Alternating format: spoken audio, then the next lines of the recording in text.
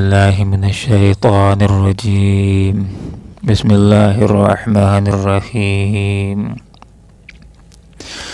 وجاء اہل المدینۃ یستبشرون صدق اللہ العظیم سبحانک لا علم لنا الا ما علمتنا انک انت العلیم الحکیم وجاء اور آئے اہل المدینۃ شہر والے یستبشرون خوشیاں مناتے۔ حضرت لوط علیہ السلام کی قوم کا تذکرہ جاری ہے۔ حضرت لوط علیہ السلام کے گھر 3 فرشتے خوبصورت نوجوانوں کی شکل میں آئے اور کسی طریقے سے شہر کے لوگوں کو یہ بات معلوم ہو گئی کہ لوط علیہ السلام کے گھر 3 خوبصورت لڑکے آئے ہوئے ہیں، تو وہ جوش کے ساتھ، خوشی کے ساتھ ان کو اپنا شکار سمجھتے ہوئے آتے ہیں کہ ان کو لیں گے اور ان کے ساتھ برا فعل کریں گے۔ ذرا آیت سے اندازہ لگائیے کہ بد اخلاقی اور بے حیائی کی کس حد کو پہنچے ہوئے تھے۔ جاء اہل المدینہ، شہر کے لوگ حضرت لوط علیہ السلام کے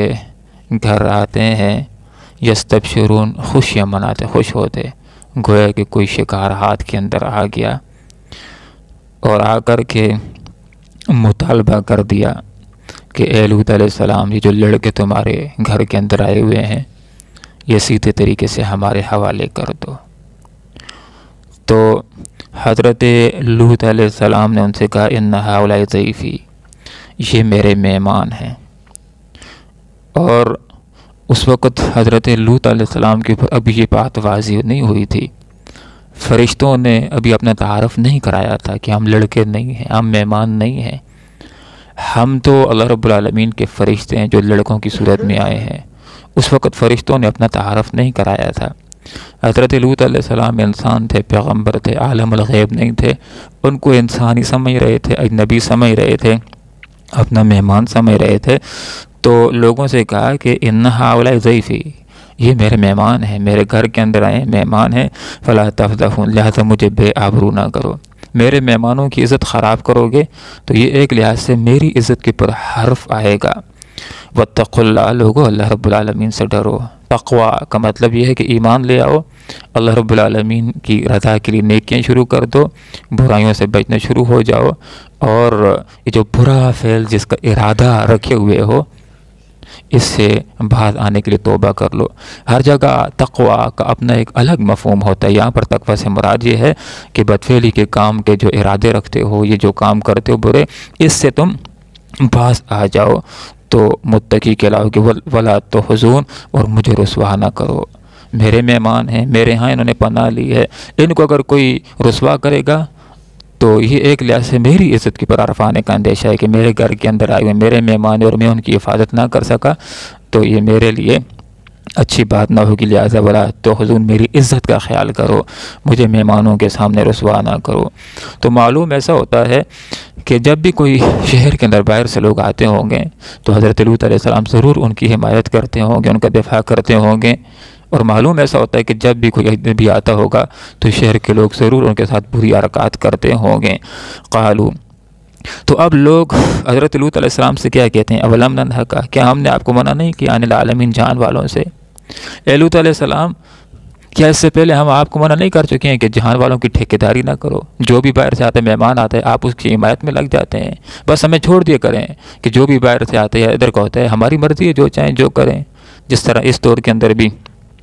بعض لوگوں نے یہ غلط نعرہ لگایا، ہمارا جسم ہماری مرضی، ہم جو چاہیں کرتے رہیں، تو وہ بھی یہی بات کہتے تھے، ہم جنس پرستی کیا کرتے تھے، لڑکے لڑکوں کی طرف مائل ہوا کرتے تھے۔ اور جب لوط علیہ السلام بڑے معاشرے کے اندر اللہ رب العالمین کا پیغمبر ان کو یہ بات سمجھاتا تھا، معلوم ایسا ہوتا تھا کہ باقی اکثریت اسی کام کے اندر مبتلا تھے، لوط علیہ السلام بھی ان کو سمجھایا کرتے تھے۔ تو انہوں نے لوط علیہ السلام سے کہا کہ کیا ہم نے آپ کو نہیں کہا ہے کہ جہان والوں کے ٹھیکیدار نہ بنو؟ ہمیں آزاد چھوڑ دو، ہم جس کے ساتھ جو کرنا چاہیں بس کرتے رہیں، ہمارے راستے کے اندر رکاوٹ نہ ڈالا کرو، اور سیدھے طریقے سے جو لڑکے آئے ہوئے ہیں ہمارے حوالے کر دو۔ تو آپ غور کیجیے، حضرت لوط علیہ السلام ان لڑکوں کو ان کا دفاع کرنے کے لیے لوگوں کو سمجھاتے ہیں۔ اب بھی سمجھا رہے ہیں کہ لوگوں، تمہارے گھروں کے اندر جو عورتیں موجود ہیں وہ ایک لحاظ سے پیغمبر کی بچیاں ہی ہوتی ہیں، وہ ہیں، ان کے ساتھ جائز طریقے سے اپنی شہوت کو پورا کرو، اس کے اندر تمہیں ثواب بھی ملے گا اور گناہوں سے بھی محفوظ رہو گے۔ قال فرمایا ہا اولائے بناتی، اے میری قوم کے لوگوں، ہا اولائے یہ بناتی میری قوم کی بیٹیاں ہیں، ان کنتم فاعلین، اگر تم نے کچھ کرنا ہی ہے، اگر تم نے اپنی شہوت کو دور کرنا ہی ہے تو یہ تمہارے گھروں کے اندر جو عورتیں موجود ہیں، ایک لحاظ سے پیغمبر ان کا روحانی باپ ہوتا ہے، یہ پیغمبر کی بیٹیاں ہوتی ہیں، یہ جو تمہارے نکاح کے اندر ہیں، جو قوم کی بیٹیاں ہیں، ان کے ساتھ نکاح کرو اور وہاں پر جائز طریقے سے اپنی خواہش کو پورا کرو۔ بعض مفسرین حضرات نے یہ بات بھی لکھی ہے کہ ان میں سے ایک دو سرداروں کو حضرت لوط علیہ السلام نے یہ پیشکش بھی کر دی اپنی بچیوں کی کہ میری جو بیٹیاں ان کے ساتھ نکاح کر لو، اور یہ جس کام کا ارادہ رکھتے ہو اس کام سے تم باز آ جاؤ، اسی طرح واپس ہو جاؤ، یہ مطالبہ اپنا جو غلط مطالبہ ہے اس کو واپس لے لو۔ قال فرمایا ہا اولائے یہ بناتی میری بیٹیاں ہیں، ان کنتم فاعلین، اگر کچھ کرنا ہی ہے تو جو تمہارے وطن کی عورتیں ہیں ان کے ساتھ نکاح کرو، وہاں پر جائز طریقے سے اپنی خواہش پورا کرو۔ لعمرو کا تیری جان کی قسم اے محمد صلی اللہ علیہ وسلم، انہم بے شک وہ لفی سکرتہم اپنے نشے میں یعمہون اندھے ہو رہے تھے۔ پاؤڈر کا نشہ بھی ہوتا ہے، بہت گندا نشہ ہوتا ہے، اور چیزوں بھی، لیکن انسان کا نشہ جب انسان کو چڑھ جائے، انسان کسی کے عشق میں مبتلا ہو جائے تو یہ نشہ بڑا خراب ہوتا ہے انسان کا نشہ۔ تو یہاں پر اسی نشے کی بات ہو رہی ہے، لعمرو کا۔ مخلوق کے لیے یہ بات جائز نہیں ہے کہ اللہ کے علاوہ کسی اور کے نام کی قسم اٹھائیں،